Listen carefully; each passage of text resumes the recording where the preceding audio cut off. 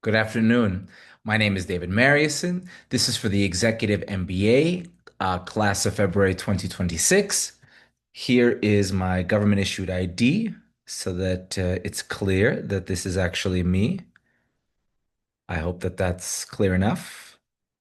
I bet it is. Thank you very much for that. And let's get started. Good afternoon. My name is David Mariuson, and I have been asked to advise Brompton's management on its pricing strategy following Brexit. I will be supporting my arguments using extrapolations from theories of demand, supply, price elasticity, covered in the prestigious Quantic School of Business and Technology curriculum, as well as my own outside research. I hope that you enjoy. The decision. Uh, we are currently operating in a complex post-Brexit landscape. The pound is volatile, supply chains are strained, but our brand demand is stronger than ever. The critical question that I'm here to answer today is, should Brompton increase, decrease, or maintain its pricing strategy in 2021 and beyond? To approach this problem, we must look at our three strategic options. They're pretty basic. Number one, raise prices to cover rising Brexit costs. Number two, hold prices to maintain stability. And number three, lower prices to aggressively fight for market share. This is not so much a guessing game. We have to look at our economic concepts, the main one being sensitivity. How sensitive are our customers to price changes? To determine that, we're going to apply the theory of price elasticity of demand. So let's briefly ground this in some theory here. In a standard market, raising prices would lower demand. However, if demand is inelastic, which would be represented by the steep curve you see there in the middle, customers would be insensitive to price changes. Versus on the left, where demand is elastic, customers are very sensitive. You raise prices even a little bit, they're going to switch to a substitute and sales plummet. But that assumes that substitutes exist. In my analysis, I think it's fairly obvious that Brompton falls squarely into the inelastic category. We're not a commodity like some regular bicycle. We're a differentiated brand with a legacy that gives us pricing power, the ability to pass on costs without losing our customer base, which allows us to drive growth through a strategic price adjustment. And here we're going to take a look at it. So, this is going to describe the sort of cult of Brompton. Let's look at the data here.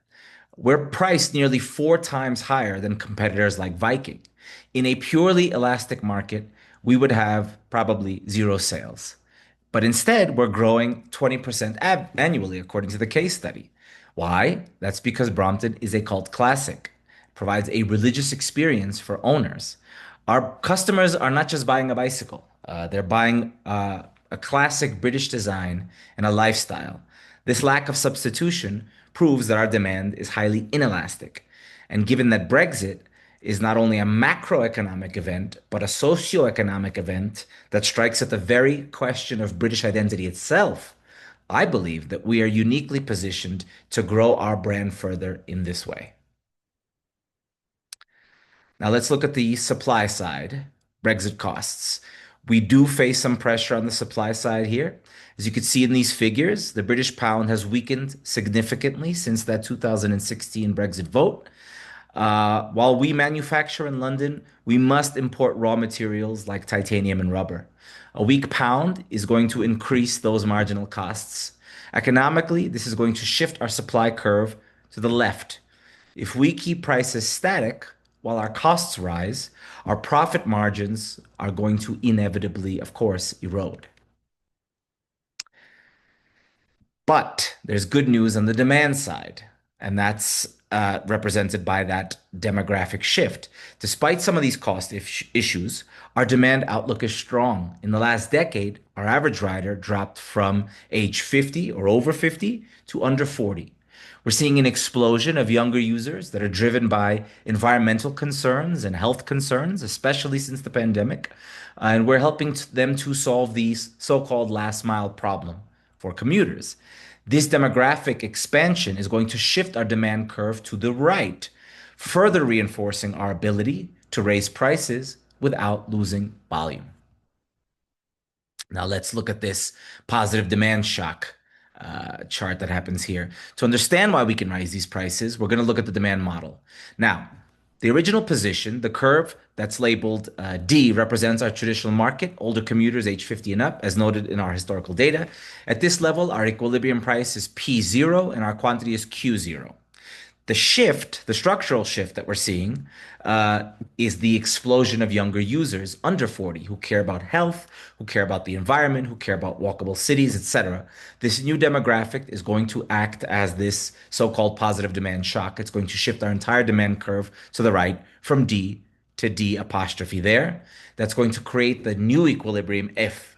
It shifts our market equilibrium from point E to point F. The result being, as you can see there, the market is now willing to accept a higher quantity Q1 at a significantly higher price. This graph proves that the surge in popularity among the younger generation doesn't just increase sales volume, it fundamentally supports a higher price point, especially for a brand like Brompton. We're not just raising prices into a void, we're raising them to meet the new higher value that the market places on our product. In conclusion, this premium price increase that I'm proposing, it's based on my analysis, of course, the inelastic demand, the rising supply costs, positive demand shock. My recommendation is going to be pretty clear. We should implement a premium price increase, protect our margins. We must pass these, unfortunately, Brexit-related currency costs onto the consumer. We have to leverage brand loyalty because demand is inelastic. Total revenue is going to increase regardless. And in fact, it would maybe even shrink if we didn't raise prices to reflect the premium nature of our product here. And this is also strategic positioning. We have to avoid a price war with cheaper Chinese imports. We cannot beat them on price. We have to win on quality and brand reputation. A higher price point is going to reinforce our status as the design icon of the industry. We're not just selling a bicycle to people, we're selling the future of urban transport, but we have a singular, inimitable British twist on it, and we should price it accordingly. That concludes the presentation. As you can see here, those are my references that I've used. I hope you've enjoyed this. Thank you very much.